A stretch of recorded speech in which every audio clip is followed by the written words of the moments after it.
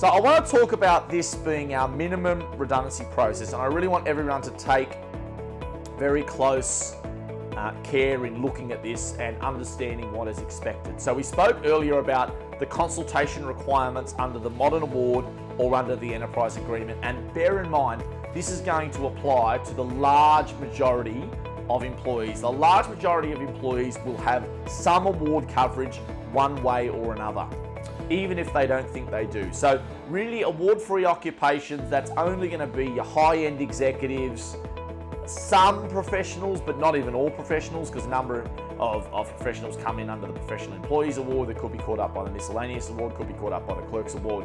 So let's assume that in every redundancy situation we need to consult because of the Modern Award. So this is the recommended process that we advise to clients and guide clients through, okay? So the first thing would be to have what we call the initial consultation meeting. And that is where we advise the employee that, look, a definite decision has been made to restructure and your position will be affected. In fact, your position is at risk of being terminated as part of the restructure. So it outlines usually the initial consultation meeting, the business case for the restructure. Why are we doing it? Is it for financial difficulties, operational changes, whatever it may be? And it also can outline what the alternative jobs may be. If those alternative jobs are already known, we might say, look, your position will be affected. We have 1 or 2 vacancies. And as I mentioned earlier, these vacancies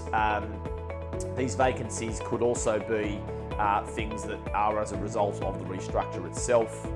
I've got a question from Gina, which I'll take after going through this process. So the initial consultation letter then is something that we either give to the employee or recommend the employee gets either at the meeting or shortly after the meeting. What the letter does is it meets the Modern Award requirement of providing information about the restructure. So that is a second requirement that needs to be met generally in the Modern Award. So it will confirm the content of that initial meeting, it will outline the business case for the restructure, it will outline that that person's position is being affected, and it will provide information about the relevant vacant roles that may exist in the organisation. So it's good to have the meeting, but it's also important to have the initial consultation letter. What we would then recommend is a consultation period of 7 days, and I know that as a minimum, and longer if you're doing a bigger restructure. And I know that most people are going, oh God, I don't want to wait from 7 days from one meeting to the next, but not doing that will make it inevitable that you are not consulting regarding redundancies and restructuring as you are required to do so. So during this time, what you should be thinking about is if you haven't already identified any vacant roles, you may continue to consider whether or not there are any. You can continue to have discussions with the employees about the restructure, be those discussions informal or formal or informal. And you can also offer your employees access to an employee assistance program or counselling services during that time, should you wish to do so, and we can assist you with things like that should you need it. We then have, in 7 days' time, either a second and or a final meeting. Now, normally in the first meeting we say if there is a vacant role, we normally put a date on how long that person should have to express interest for that vacant role. So we normally give them 3 or 4 days to say, look, there's this vacancy. If you want to express interest for this vacancy, please do so by this particular date. If they don't do that by this particular date, we can make the assumption that they do not wish to apply for that role, and then we can move on to the second meeting, which will likely confirm a decision to make that person's role redundant.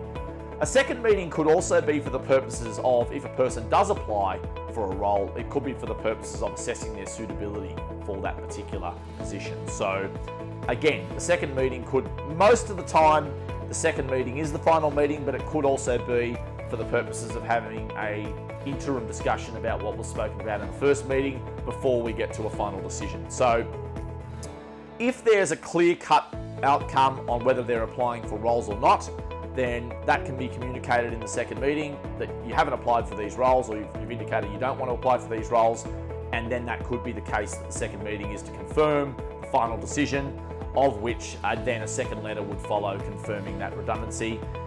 The other thing I would say, that if you are considering redundancy, consider 2 things in particular. Consider whether or not you want to offer your employees counselling services for the purposes of dealing with, the emotions of a restructure process, particularly if they're a long-standing employee. The other thing that we suggest to offer, particularly for those respectfully older employees who may be very uncertain about going into the workforce or may having to look for another role in the workforce, is outplacement services. And outplacement services are good for two reasons. Number one, they offer service to the employee for the purposes of helping them find future employment. But not only that, they also act as a good risk management exercise to deal with the emotions of being terminated and have the employee focusing on the future rather than focusing on the past and thinking about, well, that was unfair that I was terminated from my employment, I really shouldn't have been. And then sometimes that will lead to them looking at grievance or commission claims as a basis for dealing with those emotions. So that is a recommended redundancy process. We have put together this, what we call a limited time restructure package for anyone who's looking at undertaking a restructure. And that would offer the following services as part of the restructure package. That we would provide you with a restructuring and redundancy plan. We provide you with advice on the payments and the related obligations. We give you the initial meeting plan, the initial consultation letter. We would give you advice about the alternative jobs and selection criteria if it's applicable. We give you advice on the further consultation discussions, the final meeting plan, the final meeting and the discussions and letters around those things. We can organise for you outplacement at EAP, and we can give you a discount for the Fair Work Commission proceedings should you need us to represent you, should any matters go before the Commission. For any clients with 1 to 3 redundancies or 1 to 3 employees in that restructure, costs $1,500 plus GST. It's a limited time offer that we're offering only for the purposes of this because we're coming to the end of JobKeeper. We don't normally offer this as a one-off service.